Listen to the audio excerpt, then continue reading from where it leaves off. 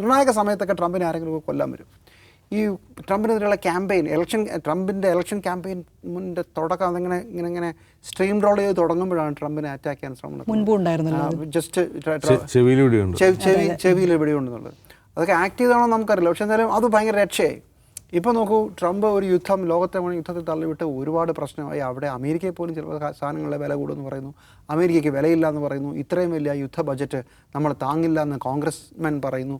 അങ്ങനെ ഇരിക്കുമ്പോൾ ട്രംപിനെതിരെ വേറൊരാളുടെ ഒരു വധശ്രമം കൂടെ നടക്കുകയാണ്. വളരെ ക്യൂരിയസ് ആയിരിക്കും, മനഃപൂർവ്വമാണോ ചെയ്യിപ്പിച്ചതാണോ നമുക്കറിയില്ല. പക്ഷേ ചില ആളുകൾ ചില തമാശയൊക്കെ പറയുന്നുണ്ട്.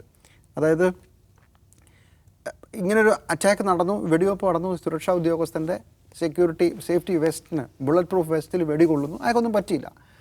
ആദ്യം പിടിച്ചുകൊണ്ട് പോകുന്നത് വാൻസിനെയാണ്, JD വാൻസിനെ, വൈസ് പ്രസിഡൻ്റാണ് ആദ്യം രക്ഷിച്ചത്, പിന്നെയാണ് ട്രംപിനെ രക്ഷിച്ചത്. ഇതിനകത്ത് എന്താണ് ശരി എന്നൊക്കെ പറഞ്ഞ് അമേരിക്കയിൽ വേറൊരു ചർച്ച നടക്കുന്നുണ്ട്. നമുക്കറിയില്ല, നമ്മൾ ചിലപ്പോൾ ഒരു കാലത്തും അറിയില്ല. പല വലിയ ഇത്തരം സംഭവങ്ങളുടെയും പിന്നിൽ രാജ്യത്തലവന്മാരോ ഡീപ്പ് സ്റ്റേറ്റിൻ്റെയൊക്കെ വേറെ പല ഉദ്ദേശങ്ങളും കാണും. അത് നമുക്ക് തന്നെ അറിയാവുന്ന കാര്യമാണല്ലോ, നമ്മൾ ഇന്ത്യയിലല്ലേ ജീവിക്കുന്നത്.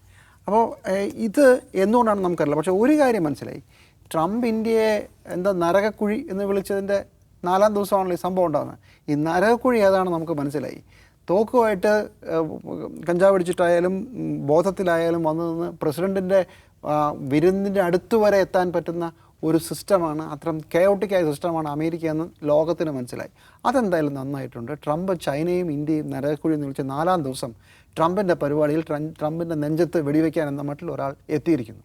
ഇനി ഇതിനകത്തുള്ള വേറൊരു സ്റ്റോറി, അതും ഒരു ഗൂഢാലോചന സിദ്ധാന്തമാണ്. ഇയാളുടെ ഇൻസ്റ്റാഗ്രാം പേജിൽ ഇയാൾ ഇസ്രായേൽ ആർമിയുടെ ഒരു ടീഷർട്ടോ അങ്ങനെ എന്തോ ധരിച്ചിരുന്നു. ഇപ്പോൾ ആ ഇൻസ്റ്റാഗ്രാം പേജിൽ കാണുന്നില്ല, അത് ബ്ലോക്ക് ചെയ്തിരിക്കുന്നു. ഇയാൾ ഇസ്രായേൽ ആശയത്തിൽ ആവേശഭരിതനായി ട്രംപ് ചെയ്യുന്നത് പോരാ ഇറാനിൽ എന്ന മട്ടിൽ വന്നാണ്. അതും നമുക്കറിയില്ല.